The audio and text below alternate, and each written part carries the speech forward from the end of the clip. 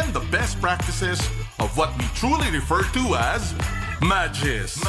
Together with multi-awarded multimedia guru Mr. Noel Ferrer, let's all level up every Friday from 3 to 6 p.m.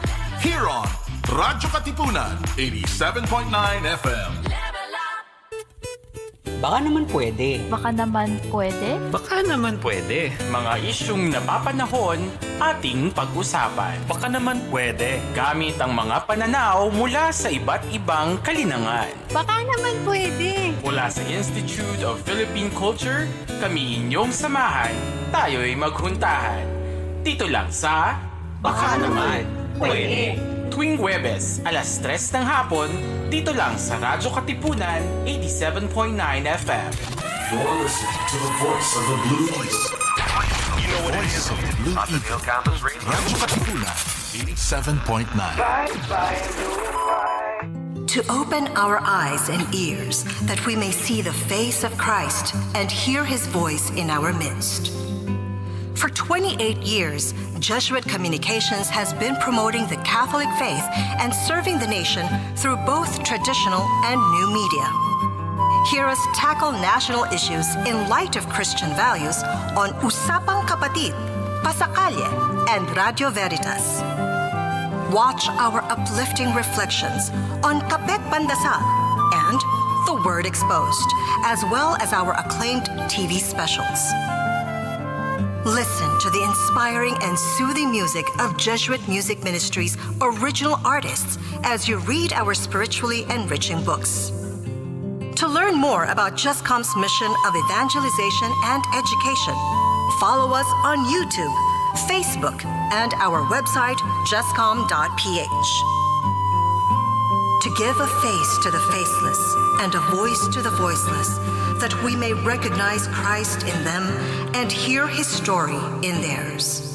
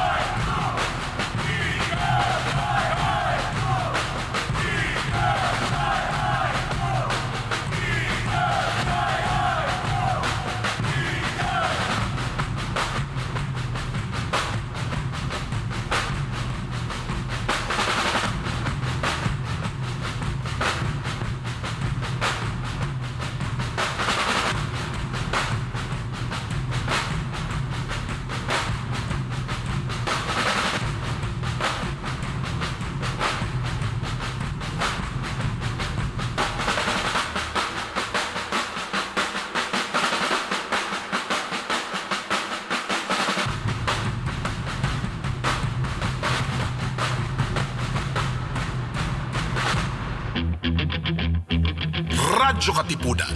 News, insights, inspiration. Radyo Katipunan. Down from the hill and down to the world. Radyo Katipunan. The voice of the Blue Eagle. Radyo, radyo, radyo, radyo, radyo, radyo, radyo, Katipunan. Radyo, Katipunan. Radyo, Katipunan. Radyo, radyo, radyo, Katipunan. Radyo, radyo, radyo, Katipunan. Voice of the Blue Eagle, kami di mapipigil sa pagbabalitang tumpak at tama. Buhay at tenista, sa loob sa labas ng eskwela, ating ibibida lahat ng kwela. Radyo, radyo, radyo, Katipunan. Radyo, radyo, radyo, Katipunan. Radyo, Katipunan. Radyo, Katipunan. Kawal ni Ignacio, Katipunero, sugod, todo sa kayod, tulong at tulog. Lipat na Blue Eagle, kaning giting nagigil. Blue and white, one big fight. Radyo, radyo, radyo,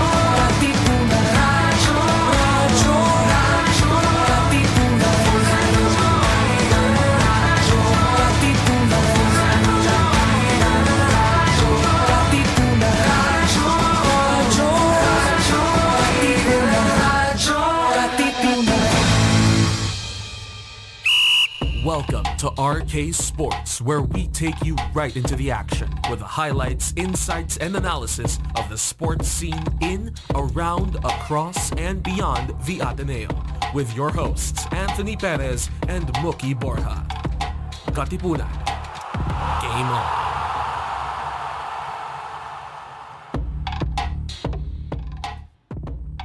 Hey, what is up, Blue Eagle Nation? This is Anthony once again bringing you another exciting edition of Radyo Katipunan Sport on this Thursday afternoon. We are live via RK on Facebook, on YouTube, on 87.9, on your FM band. And as always, joining me is the young fella, Mookie Hi, B. sir. Mookie, okay, for today's episode, we got football. We got El Football coming up. And we also got a bit of hoops. Yeah. So it's going to be sandwiched in between. It's going to be a jam-packed episode. Lots of things to dissect. Lots of things to discuss. So, I guess let's get to the first part where it kind of hurts for me to talk about this, to recap, another heartbreaking defeat. But what I'm talking about here is, of course, the big game that happened just this past Monday, our time, Super Bowl 58, where the Kansas City Chiefs yet again beat my San Francisco 49ers for the Super Bowl trophy, 25-22. Chiefs are first team to go back-to-back since the 03-04 Patriots. Third title in 5 years of the Patrick Mahomes era. You know me, I have lots of hurt as a Niners fan to let out on air right now. But this is just, I am in awe of Patrick Mahomes' greatness. I mean, if you remember, this is how most of the podcasts I've been listening to sort of describe it. No? You remember how in the 90s there was Clyde Drexler, Charles Barkley, Karl Malone, all these great guys, Hakeem Olajuwon. But when you face Jordan in the playoffs, you know who's gonna come out on top. Undeniable. I think that's the comparison right now that's really hot, between Jordan and Patrick Mahomes. Just the inevitability of them winning when they're at that stage.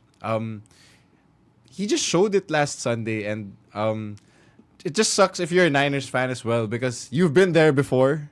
Like 4 not years too ago, long man. ago. You've been there before. So just watching it unfold all over again, just maybe a little bit more heartbreaking since the game went into overtime and there was that whole play calling I wouldn't say Mishap. controversy, but then mishap with Kyle Shanahan. But you just got to give it to Patrick Mahomes. He just showed a lot of the people who didn't already know just how much of a winner he really is. Right. But you know what? Okay, Mook, now it's time for me to air it out. But you know what? We had them. My Niners had them. No question. First half, up by 10. You sacked Mahomes 3 times. Yeah. 3 times. With an interception as well. We sacked him. And visibly, along the sidelines, you could see Travis Kelce screaming at Andy Reid. I said at that moment, okay, we got them. They're flustered. They're frustrated. This is our time to pounce. It looked like this was going to be their toughest match, because Kansas City, for once in the Patrick Mahomes era, was always playing on the road. So their backs were against the wall the whole time. So this was really the first time you really saw how much of the underdog aspect the Chiefs were in. Yeah. But then the Niners played really good defense as well to start the game. Excellent D. And they really disrupted Patrick Mahomes for, I think, the entire first half, except for when they scored a field goal and everything. But then Patrick Mahomes just couldn't get it going. So at halftime you had to look at it that way. The Niners were up to something. If they just could just sustain it, for one more half, they would have had it. But the problem is, if you let Kansas City and Pat Mahomes hang in there, right? They go the Golden State Warriors route of just let's do the barrage. We'll come back in a flurry. Rain hell on our opponent, and that's what happened. I just wanna go through that very, very clutch overtime drive that Patrick Mahomes did. Yes. And I listed it down, huh? All right. So 4th and 1, Patrick Mahomes, 8-yard rush, 6:05 left. 3rd and 6, Mahomes to Rashi guys, 13 yards, 4:10 left. 3rd and 1, Pat Mahomes, 19-yard rush, That down the was middle. crucial. That 2:07 left. And then, here we come. 1st and goal. Niners are, just prevent formation, but we all know what happens. Patrick Mahomes to Mecole Hardman, 3 yards, touchdown, ball game. Jackpot, Kansas City, as Jim Nantz called it. It's just to reiterate on how great Patrick Mahomes is. That last, rushing, just to get the first down again on 4th down. It's insane just how much awareness. He's not really, he's not really known for rushing anymore since the injury. They're very careful about that. But then he knows when he needs to do something with the ball. Either pass, either run it himself. He just knows it. He just knows what his team needs all the time. And he just kept making big plays. I was like, because obviously it was a really exciting game. I was like watching with the pillow because I really couldn't handle the tense because 4th and inches, right? If he doesn't get this, that's it. Yeah. Just as simple as that. The game is over. Even before it headed into overtime, the Niners are up 19-16. He made another drive for the field goal, right? And that whole time, how is he not fazed by all that pressure? The week of the Super Bowl, that Joe Montana clip went viral of him calling his wife in the middle of the Super Bowl, just checking up on her.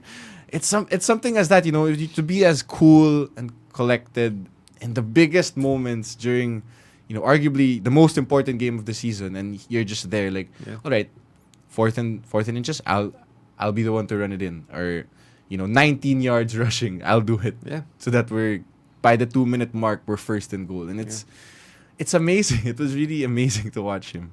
Right, and I mean, so we're talking about Patrick Mahomes' legacy, his influence on the game. Now, as long as I've watched football, Mookie, I think it's time to put Pat Mahomes' name in the top tier of NFL quarterbacks. So, in the 2010s, there was a guy named Aaron Rodgers who I thought was the best thrower I'll ever see, but he only went to the Super Bowl one time. That's it, one time. Couldn't get over the hump. Right. After that, they never surrounded him and with the right pieces. I mean, they had good pieces, but then you're right. In terms of building a team around him, it wasn't Brady and the Patriots. Some guys came up. Phillip Rivers was there. Ben Roethlisberger was there. Eli Manning for a while won 2 Super Bowls. But you know what? With this win, Pat Mahomes just leapfrog all of them, and he's now. I'm one of the biggest 49ers fans you'll ever know. Joe Montana has 4 rings with the Niners, but with this, Patrick Mahomes 3 in 5, all before age 28, 3 Super Bowls, 3 Super Bowl MVPs, 2 NFL MVPs. Before the age of 30, Mookie, he already has more passing yards and thrown more passing touchdowns than Tom Brady. Before the age of 30. He's on Brady's corner right now. I'm Brady's the GOAT. We all know this. 7 rings. 7 rings. Almost probably more or as inevitable as Patrick Mahomes, where you don't want him to have the ball last, and especially during football. And he just has that it factor, when the ball was with the Patriots or with the Buccaneers that one season, you knew that you were in safe hands. It's the same thing with Patrick Mahomes. As long as 15 has the ball, you're gonna be all right. And Tom Brady, mind you, for all his greatness, he was by far, I think, the best quarterback leader, right? But Brady was never the best thrower. For me, in terms of talent, Aaron Rodgers was more talented than him, naturally definitely. gifted as a thrower. Yeah. Even Peyton Manning, you could say that. But Pat Mahomes is like the perfect storm of all of them. You can see the leadership qualities in him. He can throw no look, sidearm, behind the back. That's whatever. what I was gonna say. He's really, really exciting to watch. Brady, for all his greatness, Brady was not really generic, but very basic, very fundamental type of way playing. He was the mold of the statue quarterback, where he wasn't that mobile, but he would just stay upright. He was big. You know, Right. that's how quarterbacks were back then. But then, Patrick Mahomes with the flair, like with the rushing, you're right, with the sidearm passes behind the back, trick plays of Andy Reid. He likes to compare himself to Steph Curry. In a way, he is. In a way, and you definitely see it right away. Following those two sports, you can see it. Just how the game changed. How Steph changed the game. You can see how Patrick Mahomes just changed the game. Everyone has to be like every defense, facing the Chiefs always have to be on their toes because he just can throw it anywhere. He can run it anywhere. He's just special. Right, and the way that Kansas City is doing it, right, with Andy Reid, because okay, let's go to the most recent dynasty that there was in the NFL, where New England was dominant for 20 years, but they did it in such a we're New England, we're the Bill Belichick military, we're the establishment. Right? Yeah. There was a certain code that they had to follow. Andy Reid just lets his guys be his guys. Like, if this was Bill Belichick, do you ever think Taylor Swift would be even in the building? No, that would be impossible to do. You think Gronk would have screamed that Bill Belichick? No way, Travis Kelce did. But Andy Reid he's a player's coach. He understands where, okay, these guys are coming from a totally different generation, right? And so I'm gonna let you be who you are, but when push comes to shove, when we're in the biggest games, you just got to deliver for us, and that's what they did again, time and time again. I mean, let's see it. I just want to say something about the Niners real quick. We mentioned it before the show. We were talking about it. The Kyle Shanahan situation of in San Francisco.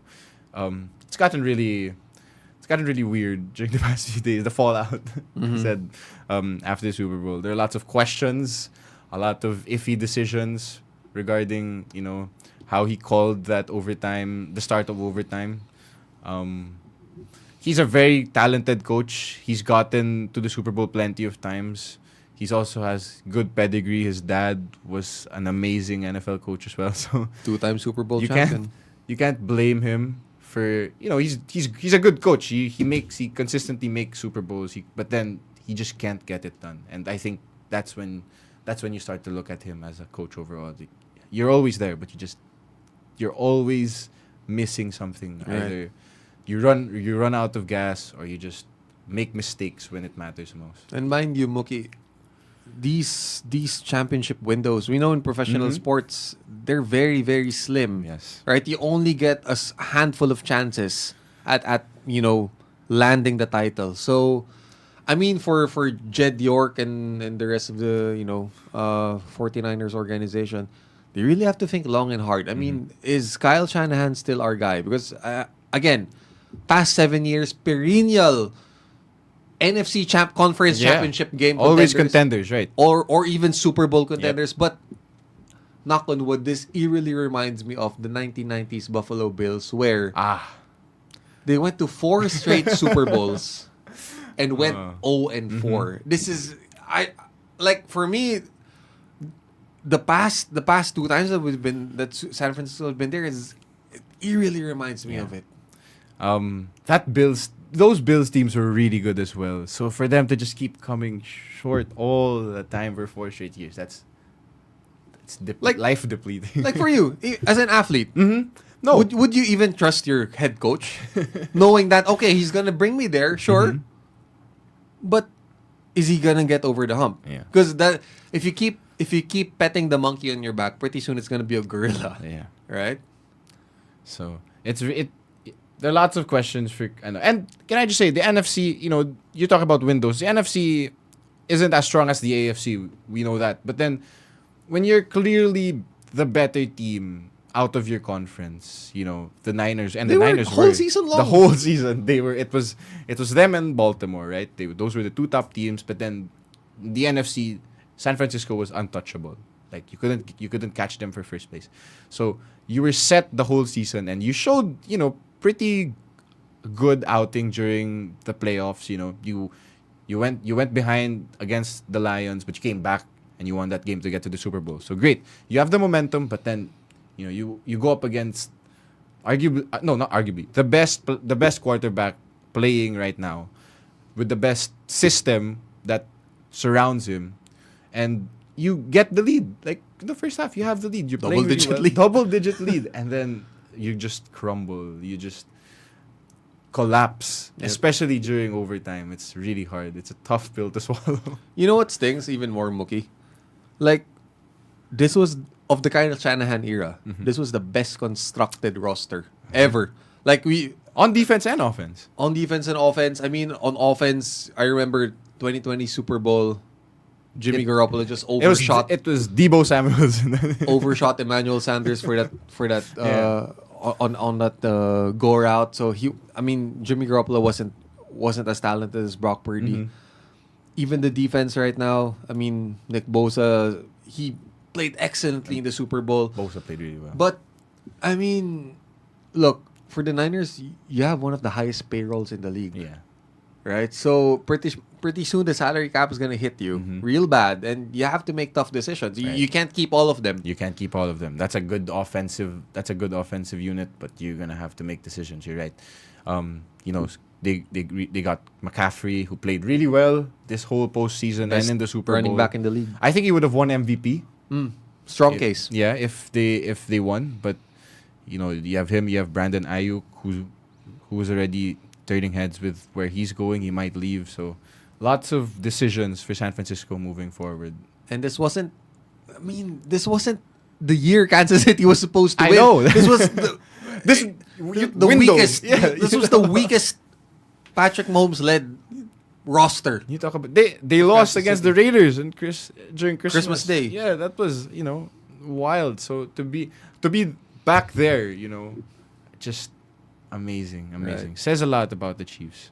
Right, but on a more positive note, Mookie, here's a stat I dug up. Okay, 2020 Chiefs win the Super Bowl. Miami Heat make the finals. 2023 I love this Chiefs stat. win the Super Bowl. Miami Heat makes the finals. 2024 it's pretty safe to say Chiefs win the Super Bowl. If you like to bet on sports and you like to bet on who makes the playoffs, who makes the finals, the Miami Heat right now I think are 6th in the East. Okay, not worse than their 8th and making the finals through the play-in, but I think it's a pretty safe bet if you want to go there. All right.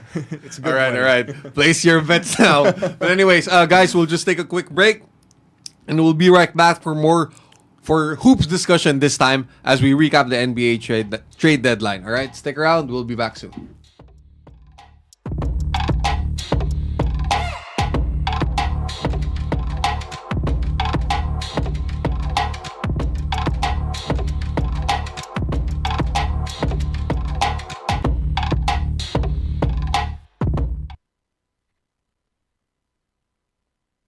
Hey, Katipuneros, don't change that dial because we'll be coming right back.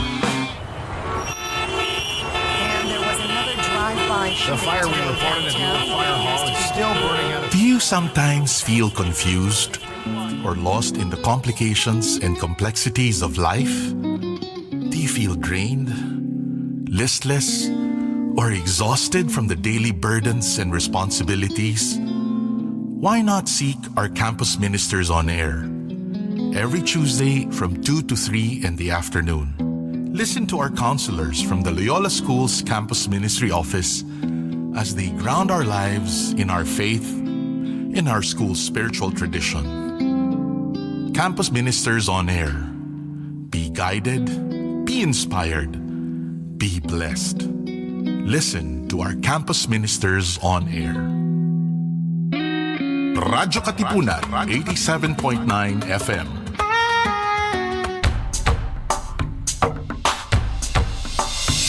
We stand on a hill between the earth and sky. Now all is still where the Loyola's colors fly. Our course is run and the setting sun ends Ateneo's day. Eyes are dry at the last goodbye. This is the Ateneo way. Merry for you, for your white and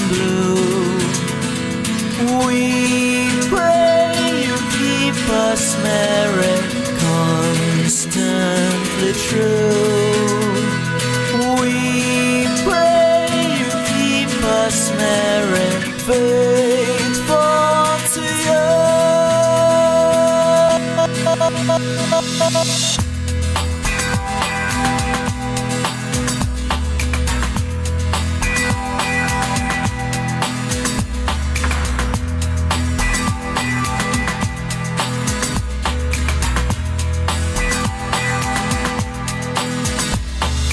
Down from the hill, down to the world go I, remembering still how the bright blue eagles fly. Through joys and tears, through the laughing years, we sing our battle song. Win or lose, it's a school we choose. This is the place where we belong. Marry for you, for your white and blue. We pray keep us married, constantly true. We pray you keep us married, faithful to you.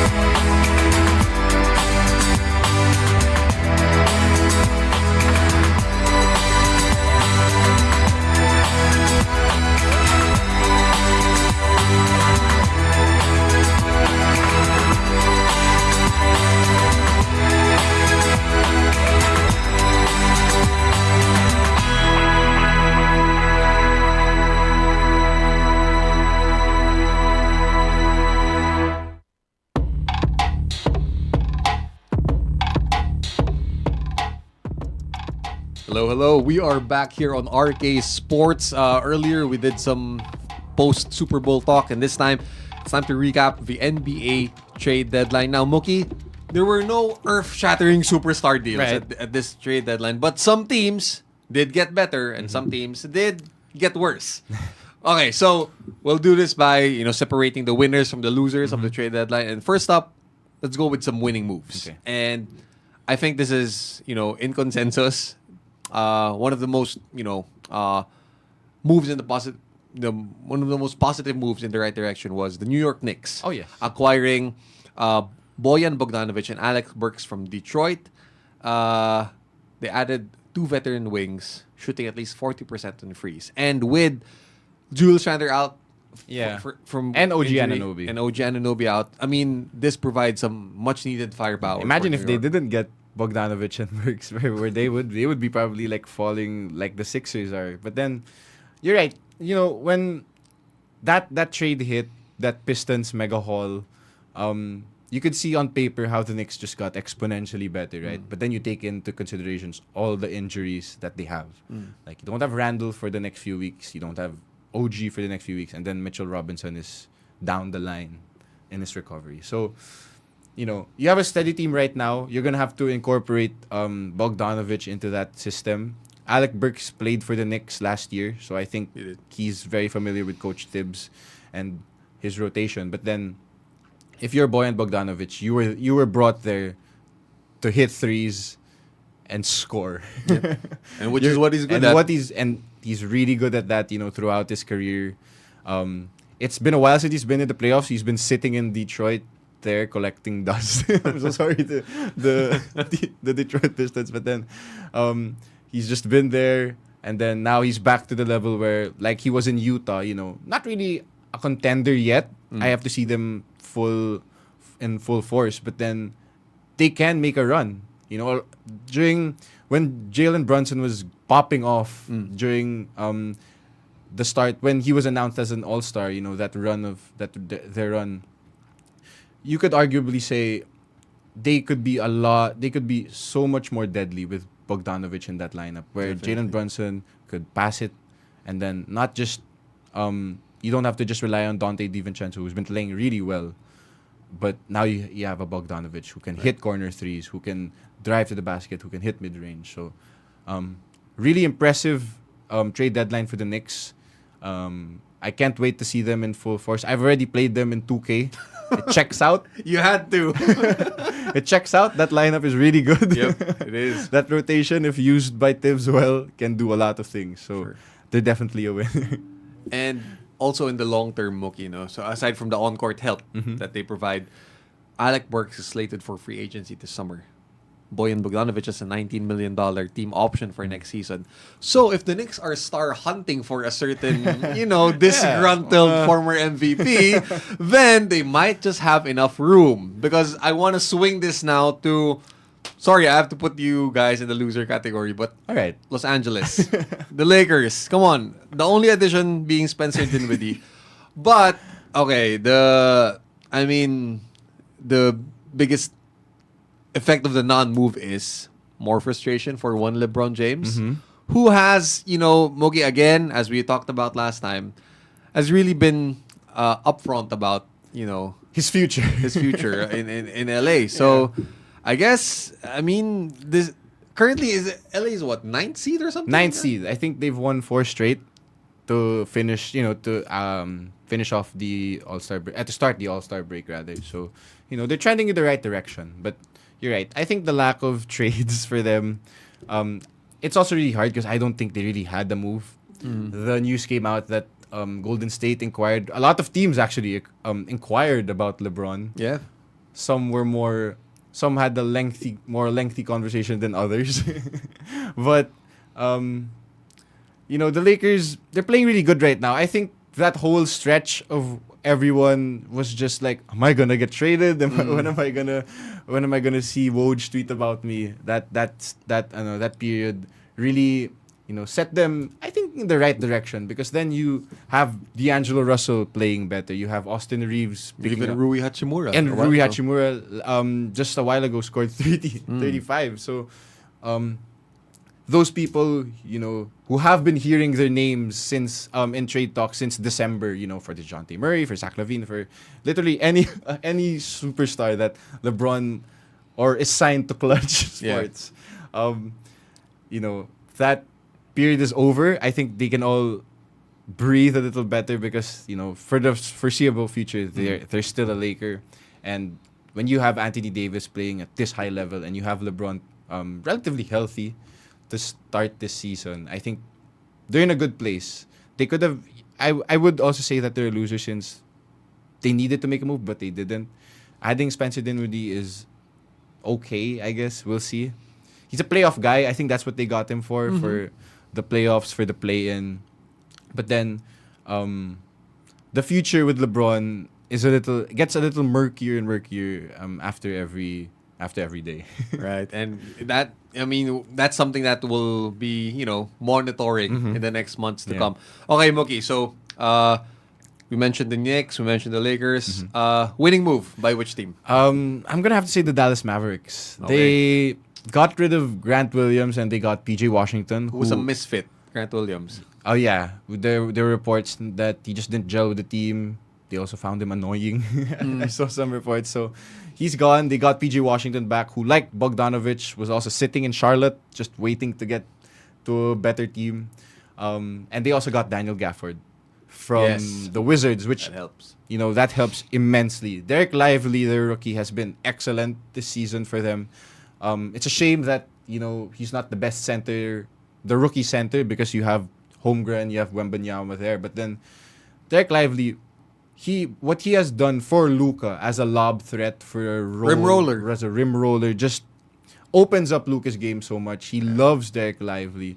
So you add another guy like that who has more experience, who has been in playoffs with Washington, who is a really good rim roller as well. With you pair that with an elite pick and roll guy like Luka. That's why I think they won. Because PJ Washington is definitely an upgrade. More mobile, more athletic than Grant Williams. So, and he's hungry, more importantly. PJ Washington is hungry to be on a winning team, winning situation, who has a trajectory, has a plan, has a vision to make the playoffs. So I count the Mavericks as a winner. But let me just play devil's advocate, Mookie.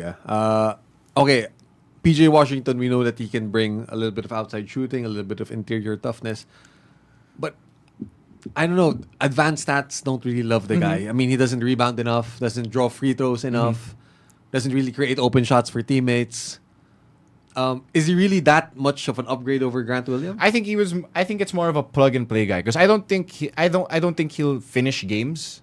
Okay. But in spurts, 10-minute spurts during the each half, or during a game where Kyrie might not be playing or Luka might not be playing, he could maybe make some shots.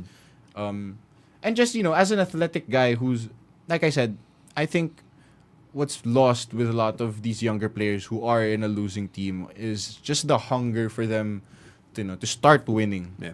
To start winning games. And I think he's due. He went to college in Kentucky. He has that John Calipari pedigree, where NBA ready, and we've seen spurts from him, but then we just haven't seen him in games that matter. Yep. So this is a shot. And advanced stats, sometimes more often than not hit. But then I think with this stint in the Mavs, I think he's going to be a very, very good addition for them. Right. And you mentioned, helping out in spurts. And I want to bring in another team who I think also won, also were winners at the trade deadline.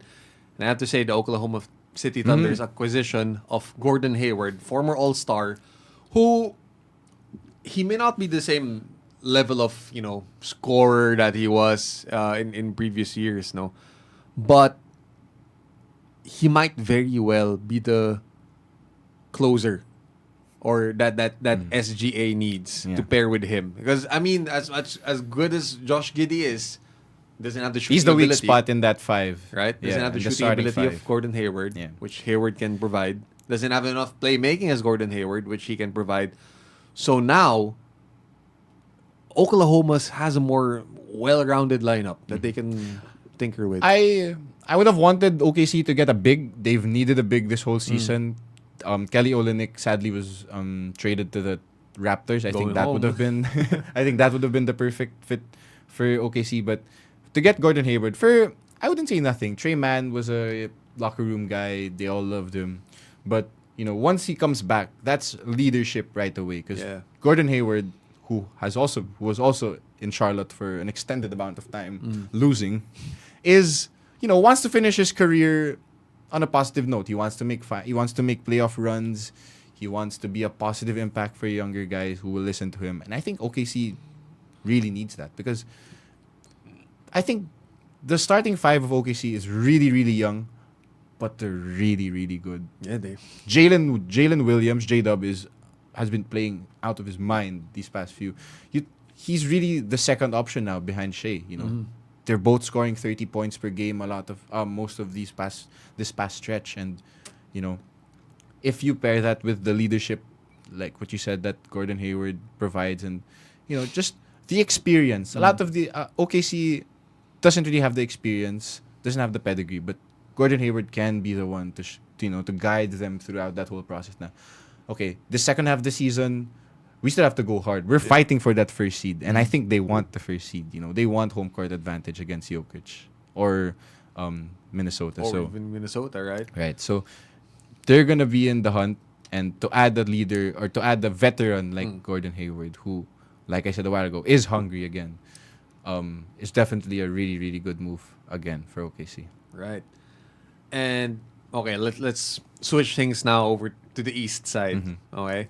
So this is a winning move, but it comes with a 7-foot injury asterisk. And I'm talking about the Philadelphia 76ers acquiring Buddy Hield. Right. Okay. Rationale behind this. Mookie, Daryl Morey would not be making this move if he didn't have any hint of Joel Embiid still being able to return this season in time for the playoffs. Right. So if Joel Embiid was really gone, he wouldn't do anything. He wouldn't touch anything. Yeah. But he knows that, you know what? Embiid will come back. 90% Joel Embiid. Yeah. Is still a Joel It's Embiid. still Joel Embiid in the playoffs, right? Buddy Hield is a shooter. They got him for people. Marcus Morris, who doesn't really play for them, and picks, I think. So, and Buddy Hield has been great for them right away, right now. He's been shooting excellently from 3 ball, kind of helping Maxey with that offensive workload. Because honestly, Tyrese Maxey is as good as he is. He can't do it alone. That's the reason. The reason why Embiid was so good was you had a Maxey who could score 30 as well, but then you added the 30 of Embiid or even 70 of Embiid. But now you don't have that. Now you only have Maxey, who's a small guard, very shifty, very quick, but then he can't carry the team like Embiid. So to add more shooting, to add more offense, I think is the key. Nick Nurse is a really good offensive coach. So I think the Buddy Hield move is enough for them to hang in there with the home court advantage. Maybe number 4, I don't think they're gonna contend for the number 1 or 2 spot anymore. I really think it's more of a 4, maybe 5. I don't think they're gonna make I hope they don't fall to the play-in, because then they'd really be in trouble. But then I think the Buddy Hield move establishes them as a top 6 Eastern Conference. At least a top 6 Eastern. Right. So sticking with the East now, New York doing great. Philadelphia, solid move with Buddy Hield.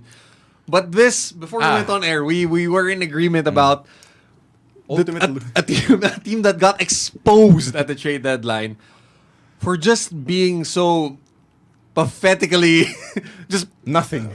I don't know how to describe it, because Mookie, the Chicago Bulls, I did some calendar digging, right? They haven't made the trade involving a player since August 2021. 30 months ago. Who did they sign then? 30 months ago. Like I didn't get the was name that the of the player. DeMar? I think that was the DeMar one. I think that was the one. 2021. That was for DeRozan. Since then, they haven't done any moves, any trades. Now, to stand pat, some teams have done that at the trade deadline.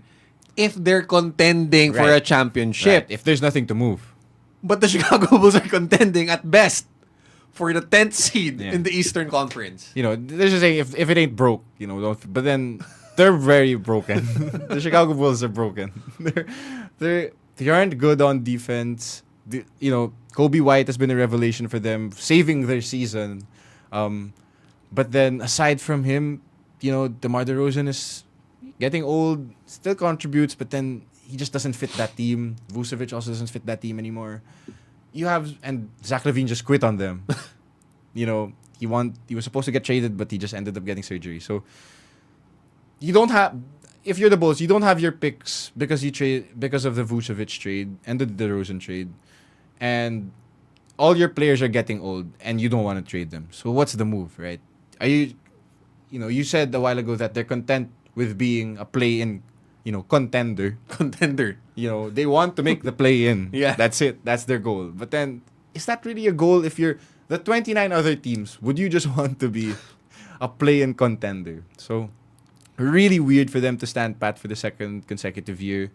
They have a lot of pieces, like what you said. Tradable pieces. Alex Caruso is a gem. I think any team would want Alex Caruso. I think contending teams would want a shot at DeMar, want a shot at Vooch. So you have guys that teams want, and definitely you'll get picks back. And that's what you need. But they just can't see that far ahead. They're looking at this season and they're saying, if we can get ourselves the 9th seed, I think comedic. I think we can make something happen. But it's just then hilarious. It's just a travesty that's happening in Chicago. They're very patient with being the 9th or the 10th seed. Yeah. But they were very impatient in dealing away guys like Wendell Carter. Lauri Markkanen. Right. So imagine if they kept those guys, you would have had a front court of Wendell Carter, Lauri Markkanen, Zach LaVine. I mean, Kobe White. Look at Kobe White. Kobe White took 5 years for him to become this good. Exactly. So, and look at Mark again, always for the past 2 years, borderline all-star. So, young players take time. You don't have to trade these pieces away right away. But then they did. And they don't. And they're standing firm by that decision, which is right now in the modern NBA insane. Insane to stick with one. Is doing the same thing over and over again and losing. So it's crazy. Chicago, please do something. All right, but Mookie, it's time to wrap up our NBA trade deadline because we got some guests joining our show in just a moment where our Ateneo Football Blue Eagles are set to begin their season in just a few days. So we'll have them over here at RK Sports in just a moment. Guys, we'll be back. Keep it locked here.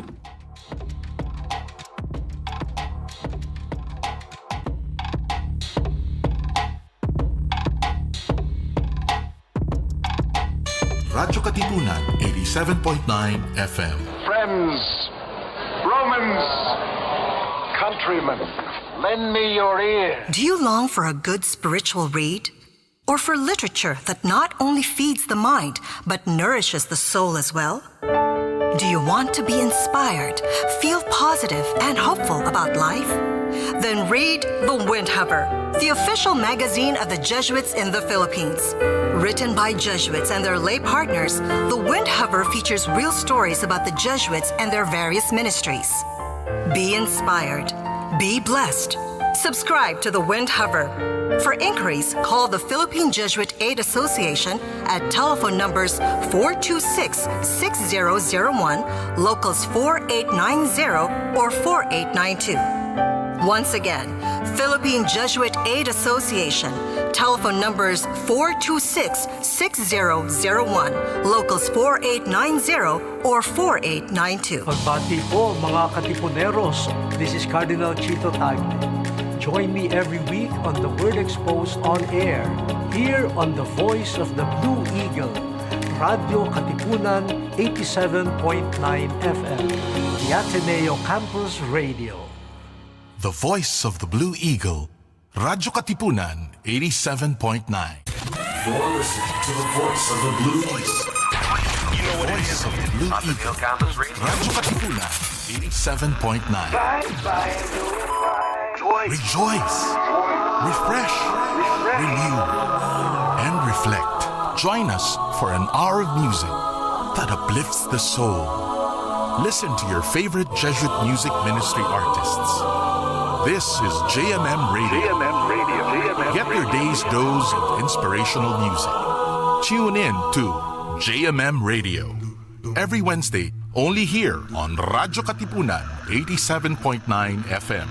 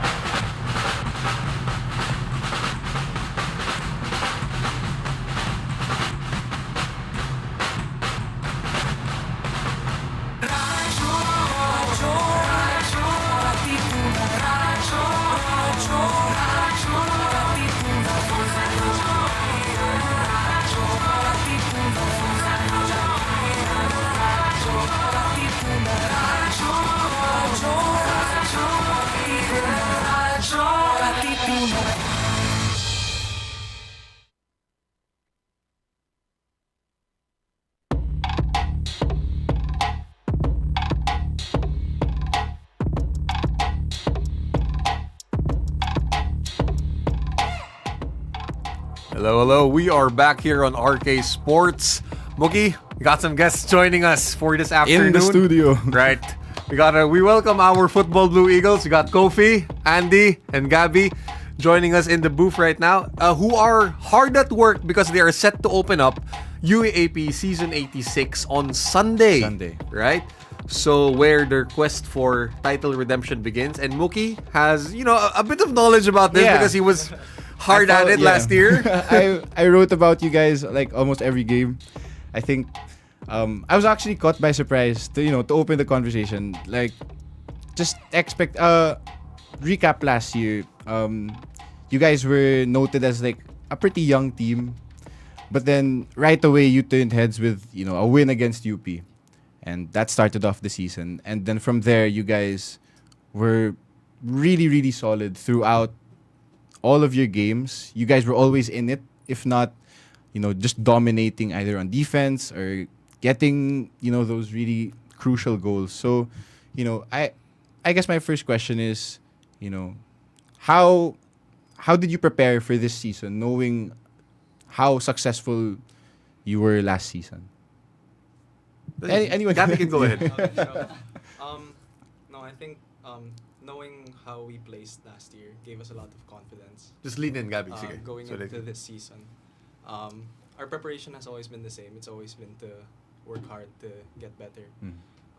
And I think, our preparation this year is probably better than last year, given that we played both Ang Liga and we went to Iloilo. Right, Just recently, just January. So I think we got a lot more game experience, especially for all the team players. And I think, we'll do our best this season. Yeah. That's the Savior spirit. I mean, Gabby. I'm happy because we got a fellow Saviourian in the building. No, but see Gabby, Mookie, before we went on air, he did reveal that he's kind of dealing with something right now, right? Yeah. So, Gabby, in terms of your recovery, how on track are you? It's okay. It's going okay. Yeah, but probably not for the first game, but hopefully the next or the second game. That's okay. And interestingly, I read about this. Gabby used to play GK. He was in the sticks before. Yeah. He switched over to midfield, which doesn't happen often. Doesn't happen. It doesn't happen often. But Gabby, wait lang. Did this happen out of necessity? Was this a personal choice to switch positions? More of my coach in high school. Mm. Yeah, he thought that I could play in midfield, or started defender first actually, and then moved to midfield, and then never looked back since. Okay, I like it. I like it. So, going back to the preparations, so you guys went through Ang Liga, but then you also went to that trip in Iloilo. That was like a very, a team building almost type of trip where you guys got to spend a lot of time together, rode the plane together and all that. So, but then you, at the same time, you were also going up against, more mature teams, right? So, did that teach you anything, like going up against, not just college, there's a different level between like college or amateur players. So like going up against, those older guys, what did you take from that experience? I think it helped our team a lot grow, having to face people that, obviously were a bit more mature and more physically advanced than us. So we had to kind of adjust to that game. So it helped us as a team gel in a way, since we had to play at a higher level and force ourselves to reach that higher level. So it really helped us in preparation, playing against older, stronger teams. Right. And speaking of Ang Liga, Mookie, so the guys, they made it all the way to the finals. Yep. Only dropping that game to a familiar opponent who they'll face on Sunday. Adamson. But in the Ang Liga, Kofi had a very good showing over there because you made the all-tournament team. Kofi, but from your great showing in Ang Liga, how are you using the success that you've gained from this heading into this season? I think the playing in the Liga was really helping us in a way that we can use that to prepare ourselves, and facing Adamson again. I mean, even though we lost, but it's normal to make mistakes, and that mistakes, we're gonna try our best to fix our mistakes, and whatever we did that we need to fix, just do that and fix and beat Adamson again. Right, right. And by the way, we want to give a shout out to Leo Makiling, who also was awarded the Golden Ball in the Ang Liga tournament. Kofi, you and Leo's, you form a formidable tandem in attack. So, Mookie, this. How many goals did these guys score? I don't remember the exact number, but between two of them, not just goals, but then the goals, chances created and everything. Yeah, they're a lot. Understand? So, Kofi, how are you looking to, just continue that partnership with Leo, in going into attack mode for us?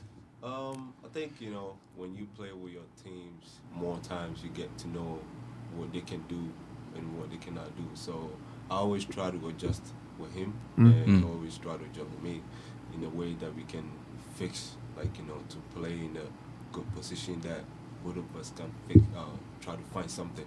Yeah. So playing with Leo it really helps a lot. He helps me a lot, honestly.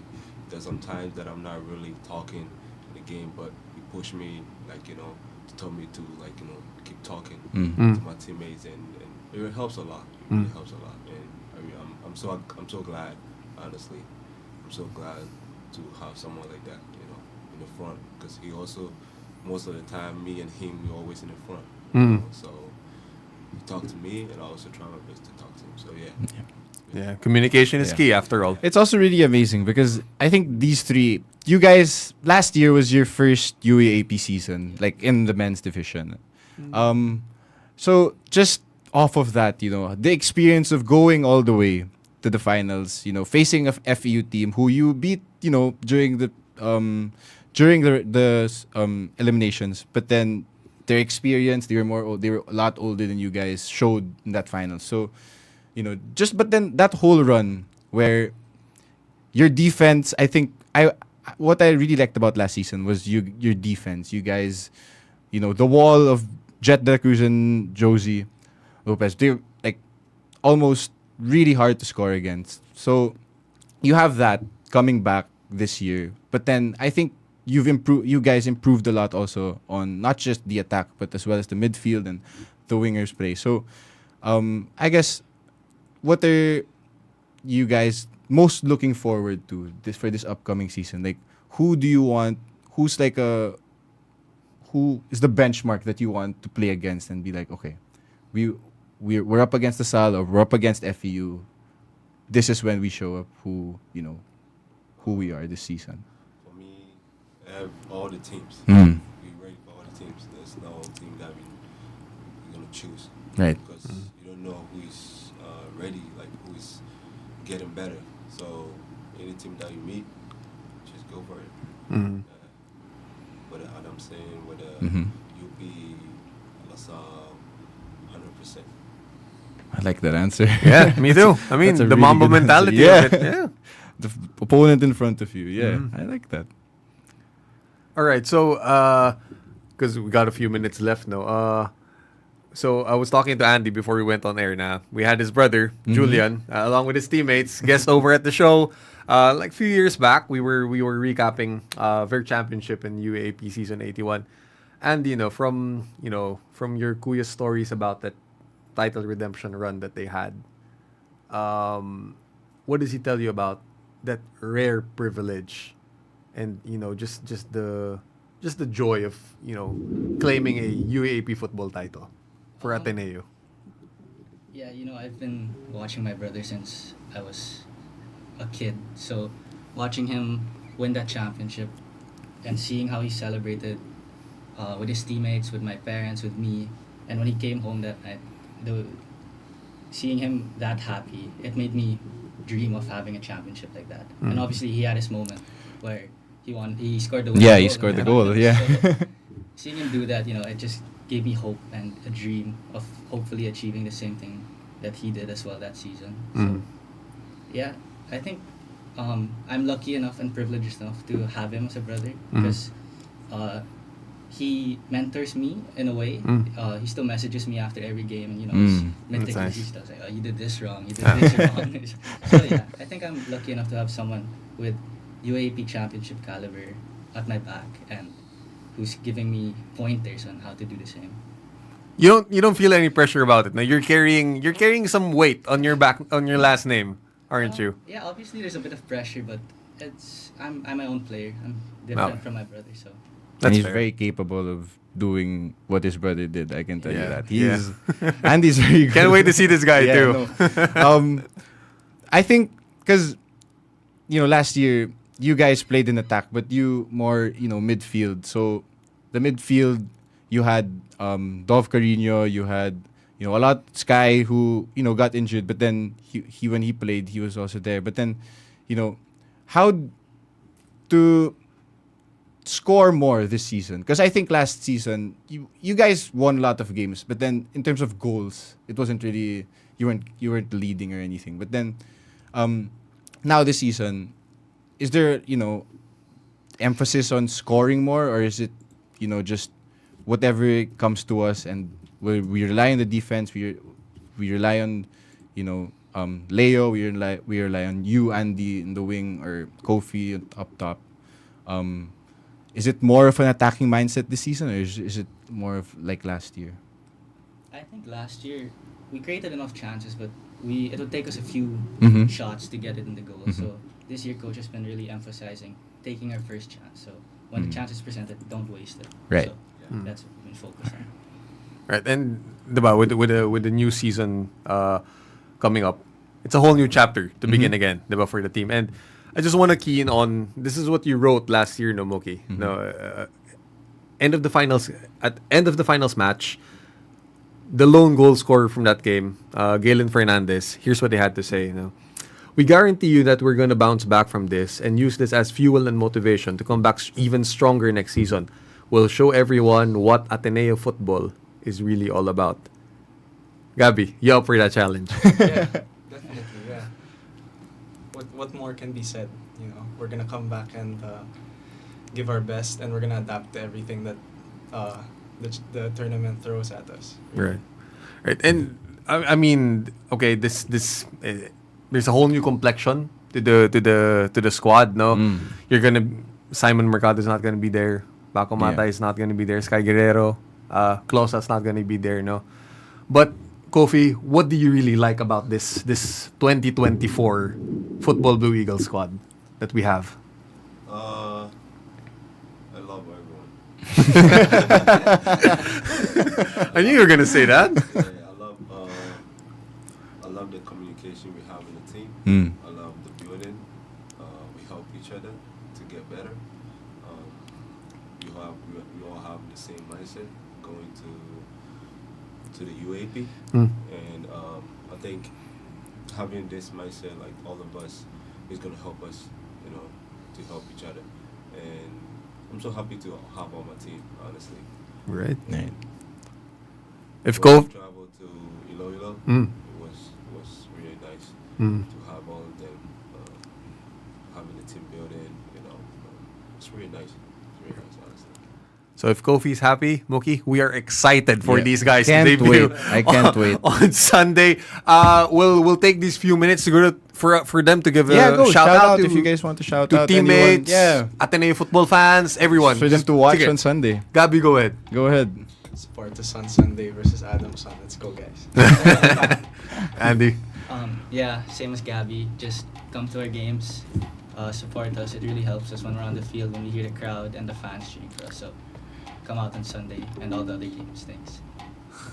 To add to what they said, we're happy to have the Ateneo fans helping, supporting us in the game. Every time I see them, I think their support also motivates us to keep going. And thank you all for coming. We appreciate all the support. Thank you. All right, thank you. Thank you, Kofi. Thank you, Andy. And thank you, Gabby. And guys, that does it for this episode of Radyo Katipunan Sports. Thank you so much again to the hardworking production team behind the voice of the Blue Eagle.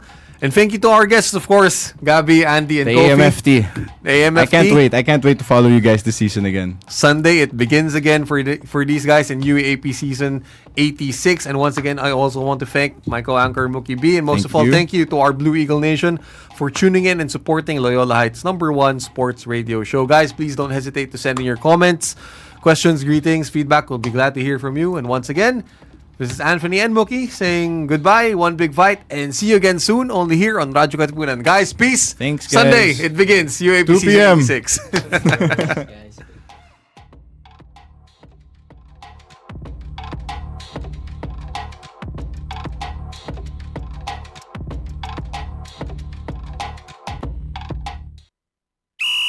Welcome to RK Sports, where we take you right into the action with the highlights, insights, and analysis of the sports scene in, around, across, and beyond the Ateneo. With your hosts, Anthony Perez and Mookie Borja. Katipunan.